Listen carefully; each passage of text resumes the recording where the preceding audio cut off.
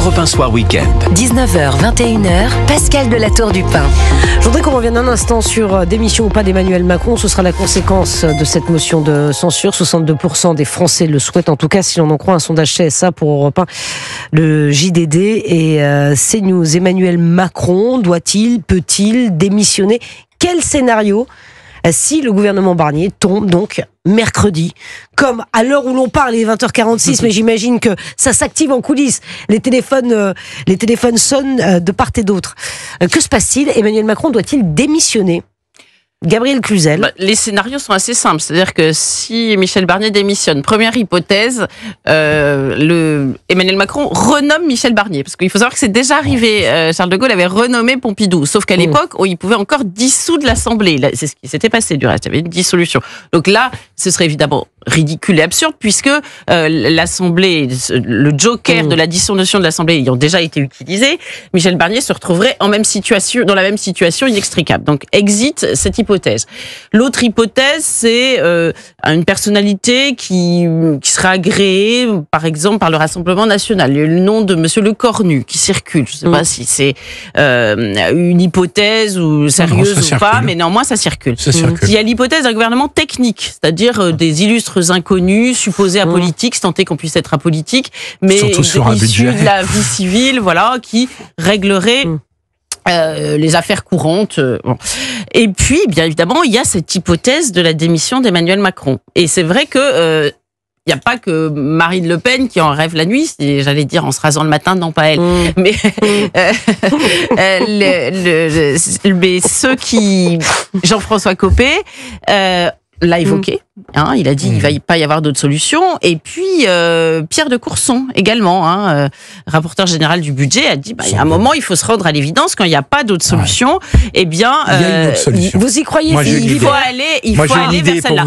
Donc il y a une petite musique. Alors vous rajoutez à cela les sondages. Il y a évidemment une petite musique qui monte. Maintenant, est-ce qu'elle va atteindre Emmanuel Macron? C'est autre chose. Maintenant, il est imprévisible. Vous savez, la dissolution, personne ne l'avait prévue. Donc c'est difficile de faire des pronostics. Moi, je pense qu'il y a une solution. Parce que je n'imagine pas une seconde, si vous l'avez bien décrit, Gabriel, si Michel Barnier est renversé, il ne s'agit pas de le renommer, ça n'a aucun sens démocratique. Donc ça sera une autre personnalité. Le problème, c'est cette autre personnalité, est-ce qu'elle arrivera à trouver un socle un peu plus important et est-ce qu'elle arrivera à refaire passer un budget? Parce que je signale que si Michel Barnier tombe, le budget tombe aussi avec et qu'on peut faire une loi de transition comme le recommande Marine Le Pen, qui fera augmenter les impôts pour tout le monde, mais c'est pas grave. Il faudra quand même faire un budget pour 2025 et on risque de se retrouver face au même problème. Il y a une solution qui est de passer un deal entre le gouvernement et l'Assemblée, qui est de dire on instaure la proportionnelle, à débattre entre vous, il y a plusieurs modalités de la proportionnelle, et en échange de cette concession qui est demandé, c'est demandé par le RN depuis longtemps, c'est demandé par des partis de gauche depuis longtemps, donc par les principales oppositions. En échange, il y a une sorte de clause de non-censure et on attend que de nouvelles législatives puissent avoir lieu à partir de l'automne prochain, puisque le président de la République ne retrouve son droit de dissolution qu'à partir du 8 juillet matin prochain. Je trouve que ça serait peut-être pas idiot, parce que on n'arrivera pas à se mettre d'accord sur un budget. Il y a trop d'enjeux électoralistes. Pour les uns et pour les autres, le RN n'en a pas le monopole, mais le RN pousse bien dans ce sens. Mais la gauche aussi pousse bien dans ce sens. Et même la droite et les macronistes poussent bien dans leur sens. Donc on n'arrivera pas à se mettre d'accord sur un budget, mais il en faut quand même un. Donc on pourra avoir cette clause de non-censure en échange d'une réforme électorale que beaucoup de gens demandaient, en se disant, voilà, comme ça les prochaines législatives auront lieu à une forme de proportionnelle déterminé par l'Assemblée et en contrepartie, on tient jusqu'à l'été prochain sans reverser le gouvernement. C'est joyeux quand même comme perspective. Franchement, je fais de gros efforts pour essayer je vous en remercie, de trouver une solution. Pour trouver une solution, vous avez raison. Mais je reviens simplement sur cette non-dissolution. J'ai l'impression que les constitutionnalistes, moi je suis pas experte, mais ne sont pas tout à fait d'accord. Moi, il y a un constitutionnaliste qui m'a expliqué que pour lui, mais vous savez, c'est un serpent de mer qu'on suit depuis des mois, de toute façon, parce que c'était le cas avant que Michel Barnier soit nommé. Il n'a pas le droit de dissoudre avant un an. Si c'est le même président, lui en tant que Emmanuel Macron, mais si c'était un autre président, dissolution serait possible. Donc je crois que là-dessus, il y a une espèce de combat. L'article 12 est quand même très explicite. Et il mentionne pas que ça soit tel président ou tel autre président. Donc, alors après, certains disent que s'il y avait une présidentielle anticipée, personne ne pourra empêcher un nouveau président élu, je sais pas, au printemps, aucun conseil constitutionnel de dissoudre l'Assemblée, mais ça serait quand même honnêtement une violation de la lettre de la Constitution. Moi, je trouve que quand on part sur des idées comme ça, je trouve que c'est jamais très bon, parce que quand on commence à écorner un article, pourquoi pas écorner les autres? Vous voyez ce que je veux dire? On s'en sort plus. Moi, je crois que la présidentielle anticipée est quand même un scénario très risqué. D'abord, ce serait un précédent. Il n'y a pas de précédent sous la Ve République. La seule démission d'un président, c'est Charles de Gaulle, après un référendum perdu.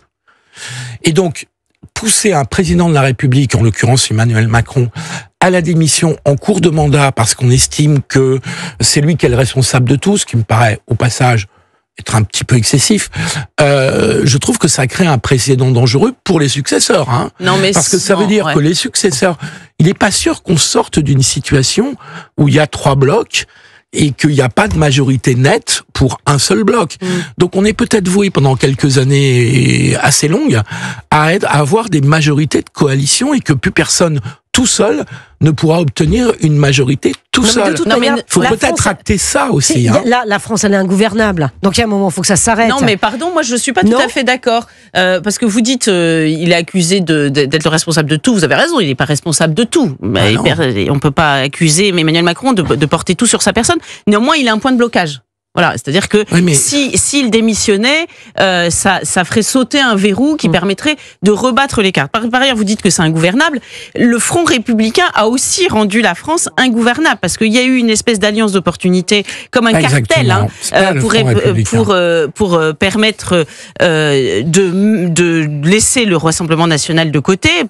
Et de fait, ça a quand même suscité une situation sans majorité qui est quand même très compliquée. Gabriel, c'est pas le Front républicain, c'est le nouveau Front populaire qui a créé cette situation de blocage. En même temps. La déclaration de Jean-Luc Mélenchon le dimanche 8 juillet à 20h30, disant nous sommes en tête, donc on va gouverner seul sur notre seul programme, et il est hors de question de passer un compromis avec qui que ce soit à l'Assemblée nationale en dehors du nouveau Front populaire. C'est eux qui ont provoqué cette situation de blocage. Mais le nouveau Front populaire a pu acquérir cette force en termes d'élus grâce au Front républicain. Il y a eu des désistements mutuels indéniables. Indéniables, mais avec 193... Entre gens qui étaient la carpe et le lapin. Vous voyez ce que je veux dire? C'était vraiment, vous savez, en droit du commerce, ça s'appelle un cartel, une entente anticoncurrentielle. Ça existe, ça. C'est un truc vieux comme la République. Mais néanmoins, c'est une réalité. Donc aujourd'hui, ces gens qui se sont alliés pour écarter le Rassemblement national, aujourd'hui ne parviennent plus à s'entendre. Et on revient avec 3 blocs qui sont fait... Le sectarisme de la gauche et la stratégie personnelle de Mélenchon, qui vise lui aussi la crise de régime et la présidentielle anticipée. Vous avez remarqué toutes ces déclarations sont en bonne partie responsables de cette situation. Parce que sinon, on aurait pu trouver d'autres solutions pour tenir au moins 1 an, le temps que le droit de dissolution redevienne pleinement constitutionnel. Parce que là, si c'est des dissolutions à répétition, je ne suis pas persuadée qu'elles soient très bonnes pour la France quand même, parce que les députés, ils ont besoin de se poser, de se familiariser avec leur métier. Pourquoi une présidentielle sera bonne pour la France alors qu'une dissolution... Vous savez quoi? On va voir ce qui se passe cette semaine, parce qu'évidemment, il y a plein de scénarios possibles qui sont sur la table. Là, ce soir, Marine Le Pen a demandé à son entourage de venir pour échanger et voir quelle position adopter. Peut-être qu'il y a des coups de fil qui vont être passés avec Matignon. C'est probable. Oui, certainement. On aura peut-être une solution dans les heures suivantes. Je pense que le deal peut se faire vraiment sur la proportionnelle, il peut plus se faire sur le budget. C'est possible, vous avez... Il peut plus se faire sur le budget. Non, mais vous avez raison. Trop compliqué, sinon... tout le monde tire la couverture à lui, tout le monde veut séduire sa catégorie. On verra ça, évidemment, ce sera à suivre sur Europe 1.